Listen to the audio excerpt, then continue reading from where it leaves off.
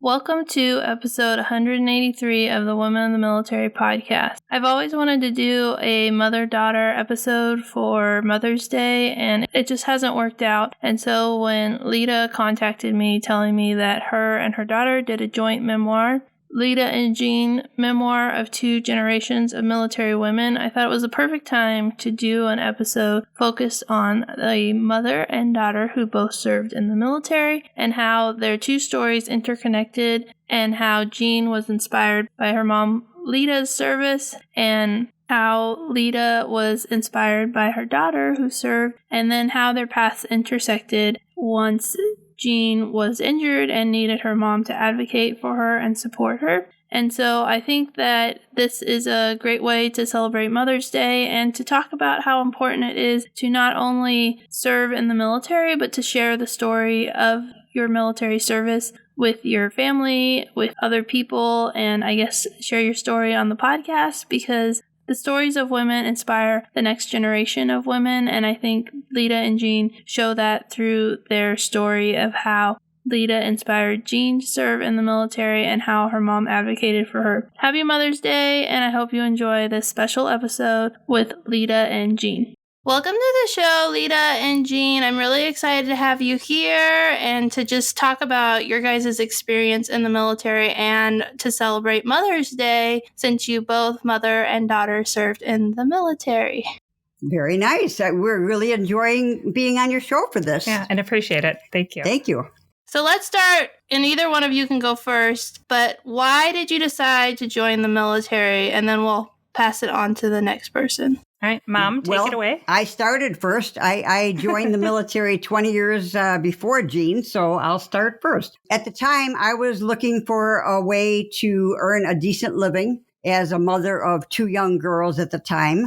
And I was recently getting a divorce, which caused some conflict on which branch of the service I was going into, which we'll get into later. Mm-hmm. And there's a whole bunch of that in the book. Yeah. Because that is kind of a long, drawn out issue. And things have changed a lot. And I think there are many ways that we can, serve and help one another. And when I was in high school, actually well before high school, probably in elementary school, I thought I would join the Peace Corps. But then I realized, I would have to go to college, and I had talked to someone and they said, they had gone to medical school. And then while they were in medical school, they realized they did not want to be a doctor. And that was the route I was considering at that time. So I thought, well, I should probably get some practical experience in medicine and see if it's something I like before I commit to 8 years of school. So I joined the Illinois Army National Guard right out of high school and became a medic. And then I was in the National Guard whilst going to school. And I realized, no, I do not want to be in the medical field. I'm not good with, I'm too empathetic. I don't like to see people hurt. So it worked out really well. Oh, yes. If I hadn't done that, I would have wasted a lot of time and money on school without actually being, having the practical experience. And it would have been a big mistake. Mm-hmm. Yeah. And did your mom play an influence on your decision to join the military? I definitely think that being an Army brat, my mother and my stepfather both served, and we would travel with my mom. We were with her when she was stationed in Maryland. We were with her when she was overseas in Greece. We were with her when she was stationed in Kansas. So we would be on the base, and it does, it's a lifestyle. It's not just a job. It is a 24/7 lifestyle. And I did like the sense of community and camaraderie that I saw there. And that definitely came into play when I was making my decision as well. And my mom, when I was thinking about joining the National Guard, she actually went over there with me and found a job before I did. So she actually started in the battalion before I did. But yeah, I don't know if I would have considered it if my mother hadn't been there and if I hadn't been raised in that lifestyle, but I'm glad that I did. And I still appreciate the sense of camaraderie and friendship that lasts a lifetime. I'm still friends with my basic training battle buddy. Yeah, the military is great for friendships and getting to meet people. And we were sisters because we're veterans and we don't even know each other that well. And so it's really cool how there's that community. Right. Oh, yeah. And I had a very mixed bag during my career. Initially, I wanted to go Air Force like you did. But like I said, I was in the midst of a divorce. And during the back and forth in court, I lost my slot I was going to be a power plant mechanic, an aircraft mechanic. And because of the length of time that it took us in court, I ended up having to cancel my contract with the Air Force. And I ended up on active duty Army as a tank mechanic. And like I said, I first wanted to go into the military to have a decent living. I'm thinking they're going to train me and then I get out and then I have a good job. So I'm thinking, well, aircraft mechanic, there's 2 good airports in Chicago area. I could be an aircraft mechanic at O'Hare or Midway. That would be great. Good money. But then when I ended up in the Army as a tank mechanic, I called home to my dad and I said, because my dad was active duty Army in Korea. And I said, Dad, you think there's any tank mechanic jobs in Chicago? So I didn't think it was going to pan out, but it turned out that the diesel engines that they used in the tanks back then were very similar, they were larger size, but very similar to the bus engines in the Chicago Transit Authority bus system. So I ended up getting a job there after I got out of active duty. So it did come in handy. But you ended up staying in the military through the reserves and National Guard, or did you? Yes, because you I went did. back and forth, and I did. It was a lot of back and forth. I am never, if I'm not happy, I move. Well, first I got out of active duty Army because my ex-husband brought me back to court for visitation problems. And after I was only in the active duty Army 18 months, and I was forced to take an early discharge to appease him and the child visitation court order. But there's more about that in the book. Yeah, there is more about that in the book. But not wanting to give up completely because I loved the camaraderie. I loved the structure. I loved everything about it. I said, well, I got to do something in the military. So I quickly joined the Illinois Air National Guard, which was out at O'Hare. But they did not have a tank mechanic. Surprisingly, the Air Force didn't have tank mechanics. Right. So they had a site surveyor, an engineer position. So I took that and I did on-the-job training for that. I did not have to go back to AIT. And I had 6 years with the Air Force Reserves, the Air National Guard. And I became unhappy with the officer rank. Well, yeah. Because you're better at supervising if you've already done grunt work. Yes. I think, in my humble opinion, officers should do a stint as an enlisted. Yeah. And all of the officers that were over me in my Air Force days were ROTC grads, and they did not have any idea of what it was like to do the actual grunt work. So I said, I'm going to be an officer, and I'm going to be a better officer than these people. So I said, I'm going to get out of the Air National Guard, and I'm going to become an officer. The only place I could do it was the Army National Guard. This was basically because of the requirements of education that were on me. And age, I think, a little bit. No, the age was both. Okay. Both, yeah. The age was universal. But The Air Force wanted a 4-year degree. The Army said they would let me become an officer with a 2-year degree as long as I became 4-year qualified before I became captain. So I said, okay, let's do that. So I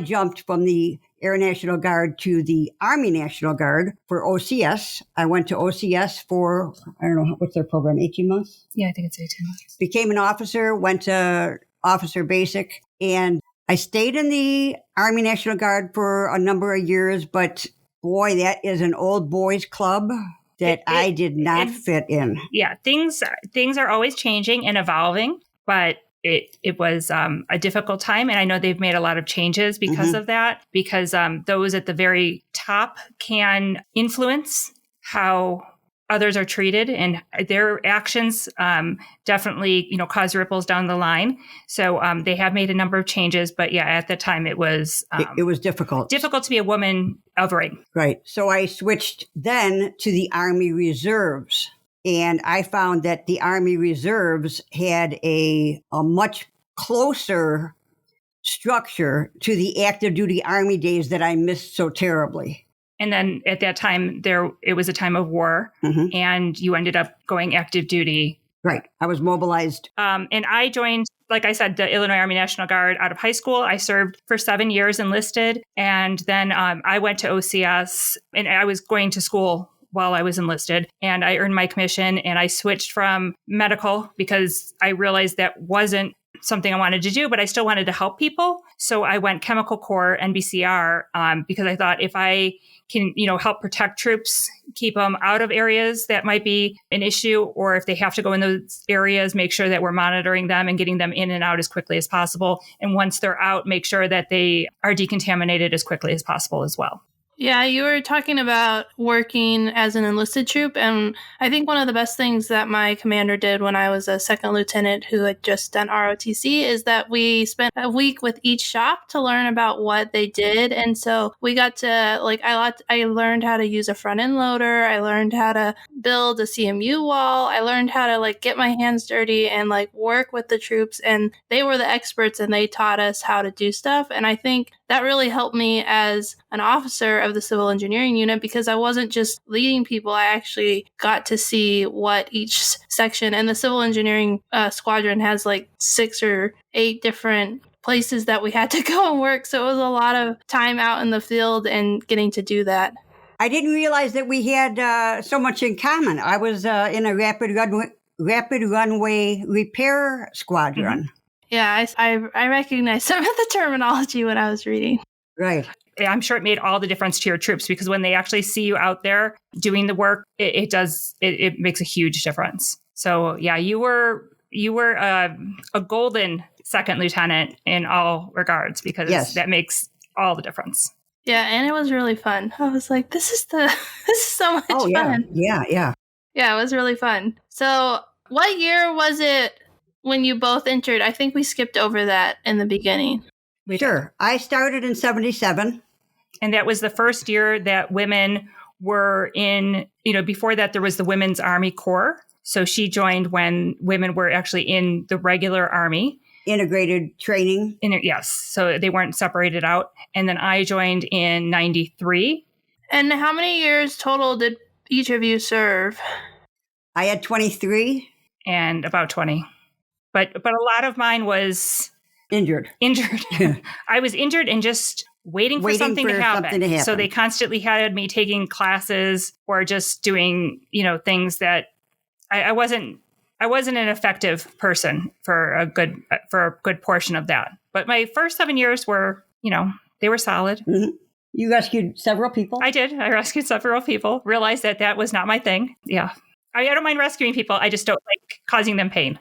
And you guys both served at the same time. There was some overlap. I didn't do the math in my head, but I know that there was. There was overlap. Yes. Yeah. And actually one time they said, "Oh, your mom's here." And I was like, "Oh," and I'm looking around for her and they're like, "Oh no, she's back in the ward." Yeah, she had dehydrated. And I was like, "Oh." Yeah. So, no. Or her people would come in from her unit for treatment. And I would look at the signature and I was like, "That's not your commander's signature." And they're like, "How do you know?" And I said, "I've tried to forge it." And I know because it's my mom's signature.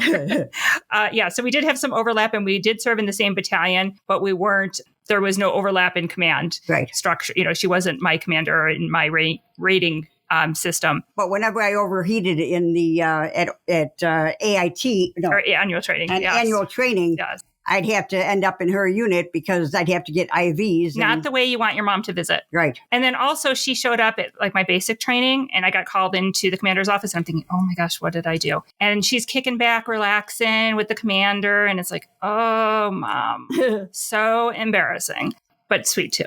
Yeah, it's kind of cool to hear about how you guys were both in at the same time and just to hear that experience. We both went to the same basic training post. Yes, we didn't even realize it until we started writing the book.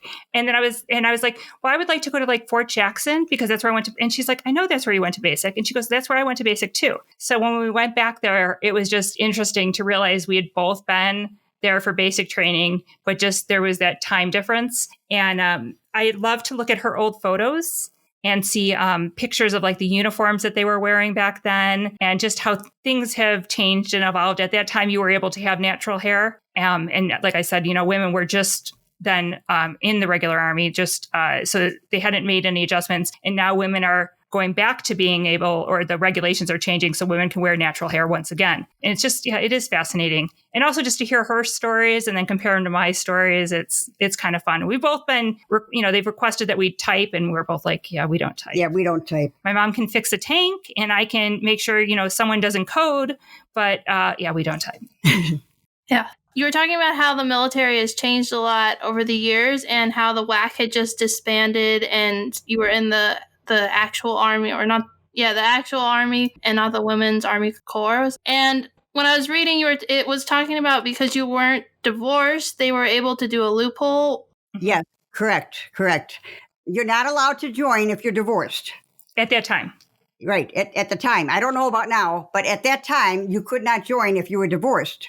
And yeah, you have to read the book because it is very complex. There's a lot involved in it. But a lot of scandal. But I was able to join the Air Force because I was not divorced yet. I knew I was going to be divorced, but the Air Force didn't know. Okay. The paperwork, we won't go into that. It didn't go through yet. Yes. So I joined. She joined on a technicality. Right. I was thinking it was more about single parents because I knew that the military had strict rules. That's why. Yes. That's exactly why. You couldn't be a single parent. Right. And she was going to have full custody. So there was no way that I was going to give him custody. I think that's one of the things that was most surprising when I started the podcast was like, if a woman got pregnant, she got kicked out of the military. And then it was, if you're a single parent, you got kicked out or you couldn't. And like, they made it really complicated. And now to think of today, if you get pregnant, you get 12 weeks maternity leave and a year before you have to deploy. And wow. They finally realized that after you have a baby, you're still human. You're still human and you don't carry it around with you all day. Right. It is no longer attached once you give birth. And I think that unfortunately it holds true in so many different career fields, but especially the military. Right. Yeah. People think you can have a career or a child, but hopefully women today are showing that they can do both. Right. Although there is only one woman who's ever received the Congressional Medal of Honor. Which is sad. Ever. Yeah. Ever. I think with combat exclusion being lifted, I think that'll help change that. Yes, for sure.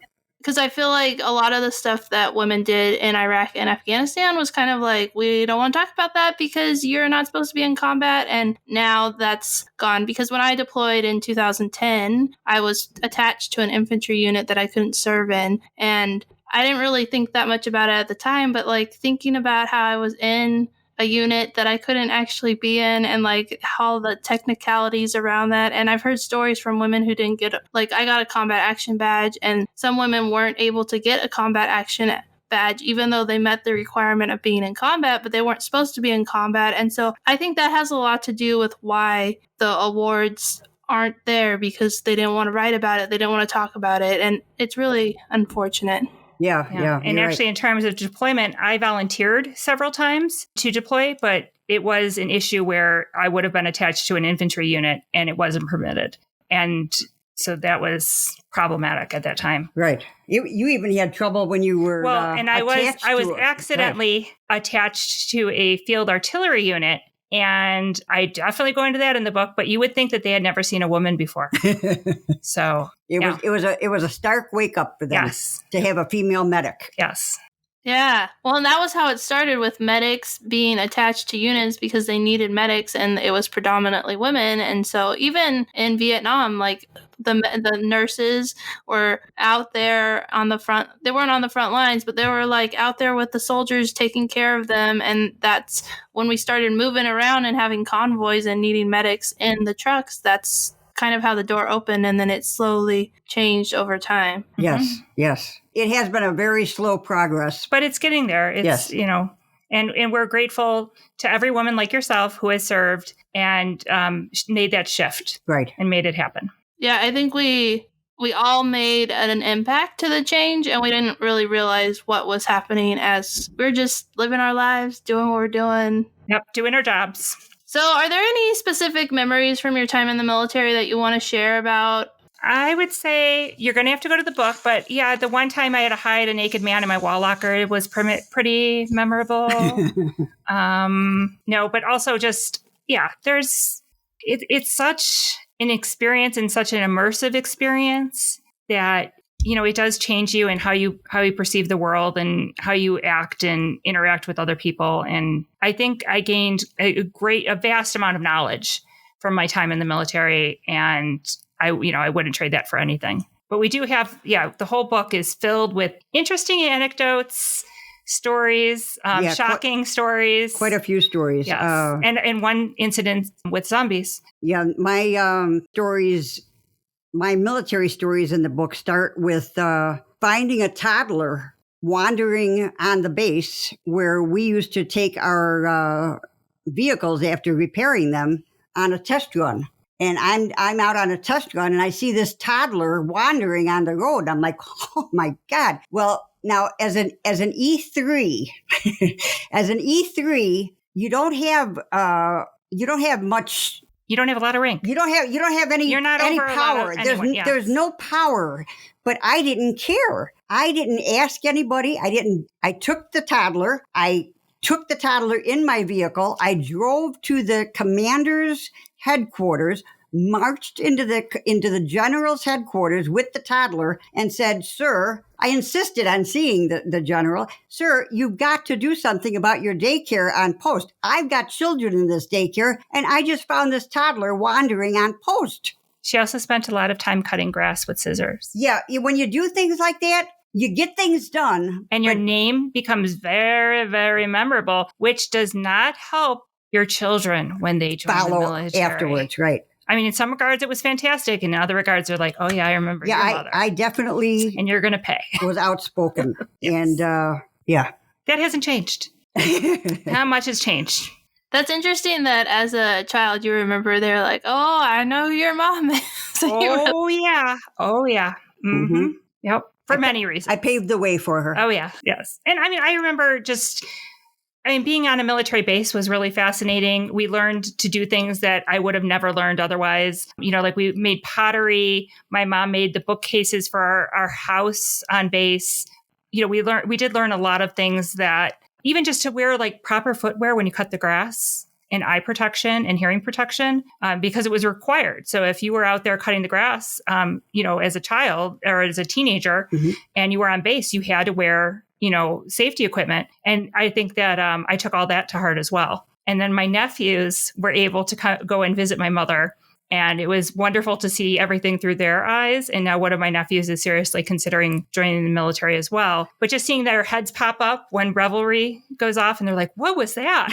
And it's like, oh, or having them eat an MRE for the first time. It was exciting to see that as well. And see all that knowledge and experience passed on to the next generation. Yeah, and I think that's one of the cool things about like having women in the military and moms in the military is how we can impact the next generation of women who want to serve, because by hearing the stories or seeing the stories of women told, women like yourself, you saw your mom serving in the military, so you never questioned like, can I be a woman in the military? Because you already knew that was a thing. And my friend's daughter had to draw a veteran for a school project, and she drew me, and it was just like I didn't even realize that she was paying attention, that I was talking about it. But when they said you need to draw a veteran, she drew the person she knew who looked like her, and it was me. And so I think that's why it's so important that moms can serve, because then we can impact our children and share our stories.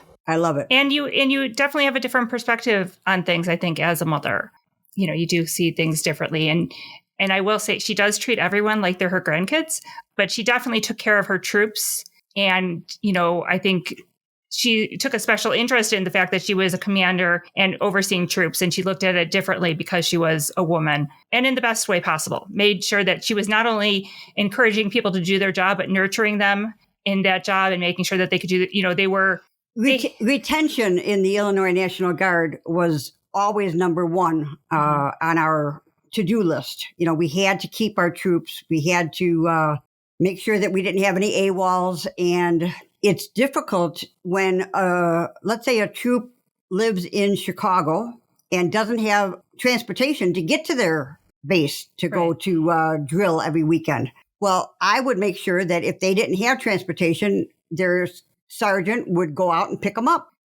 Retention was important, and taking care of the soldiers was important. And that's what I did. And one time when we had a practice rail move getting ready for deployment, there was a thunderstorm, and the sergeant major for the post that we were attached to came out and said, "Why are you not doing the rail move? Why aren't you loading up the rail cars and strapping things down?" I said, "Sergeant Major," and I was a second lieutenant at the time, so again, not much rank. I said, "Sergeant Major, I'm also the safety officer for this, and it's a thunderstorm. This is metal rail cars, metal trains, metal trucks, metal chains that we're strapping down. I don't want my guys getting electrocuted. This isn't wartime. This is a practice exercise, and we're not going to do it during this thunderstorm. I'm sorry." Well, he got really ticked off, but I got an award for it, and it worked out for me. And you saved, potential lives. Hopefully. Yeah. Yeah, I interviewed General Wilma Vaught. She's one of the first Air Force. Oh, She just had her birthday. Yes. Yeah, she did. Yeah, and she talked about she would come into the unit and people would be like, "I don't want to work for a woman." They would try and get out of it. But she thought it was really important to make sure all their OPRs and EPRs were done and that they were put in for the awards. And by the time she would leave the unit, everything would be spotless the way it was supposed to be. And the people would feel so taken care of. They would tell her, "I'll follow you anywhere." And they would told her over and over, "I didn't want to be under you.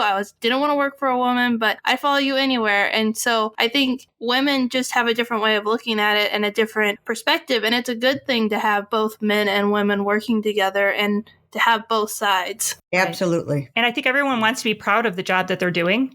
And, right. that can go a long way for somebody wanting to stay in the military. That can go a long way for somebody doing, the work to the best of their ability, is that pride. And I think, you have to make sure that you recognize what your soldiers are doing for you. And set a good example as well. Right. Was there anything that I missed from your story that you wanted to talk about? Well, I left the military. My mom left the military about the same time because I was seriously injured while in active duty during a training exercise. And I hurt my head, neck, and shoulder. And to say hurt is kind of mild. It ended my military and civilian career.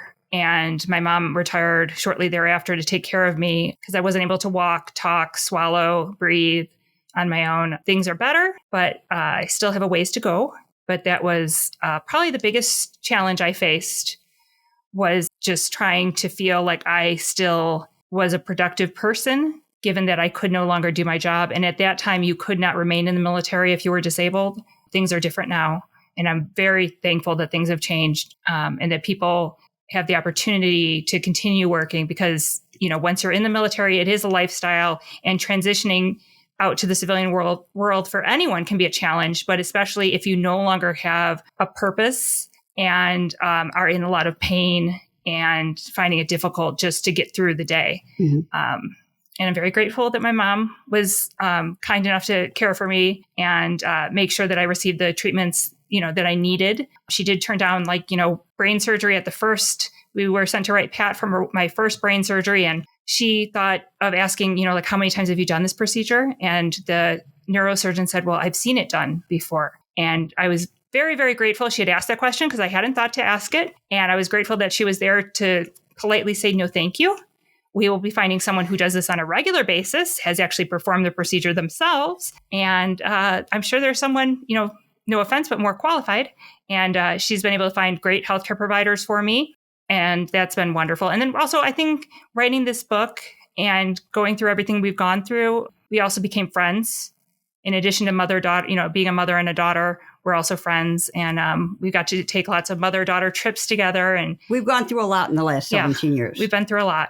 So our book is called Lita and Jean, Memoirs of Two Generations of Military Women. And it's going to be published on March 29th. So it'll be available for Mother's Day. Mm-hmm. And it is a tale of a mother and a daughter. And my mother talks about her experience in the military. And then I talk about, from a child's perspective, how I saw things. And then also my own experience in the military. And then my mom brings it back around by saying what things were like for her as a parent of an injured veteran. Yes. So we do take it, in a complete circle. And there are lots of resources for women in the book as well. And we really hope that future generations or generations of, the young women and young girls out there who are thinking about joining the military realize that they have a place. And They're they can important. be, yes, very important. They can really be a benefit to the armed forces, and that there are so many different occupations and jobs available out there. So, you can kind of be anything and be in the military. And then you can also be a parent and be in the military. And also that keep all of your records, keep copies of your records. And now it's a little bit easier because you can even take screenshots. Right. Keep records. Keep your records, and everyone will tell you that. And harassment is never okay. You might feel a little harassed in basic training, and that's a little different. That's different. But sexual harassment is not okay. Physical harassment is not okay. Physical abuse is not okay. Spousal abuse is not okay. And even emotional abuse is not okay. And there are resources and people out there to help. And there should be someone on your base specifically to do that job and to make sure that there aren't, can't think of what I was going to say. I don't know. But don't jump the ranks. Yeah. But there should be some, if no one's listening, there are outside the chain of command, there should be assistance available. Right. Don't ever feel that you have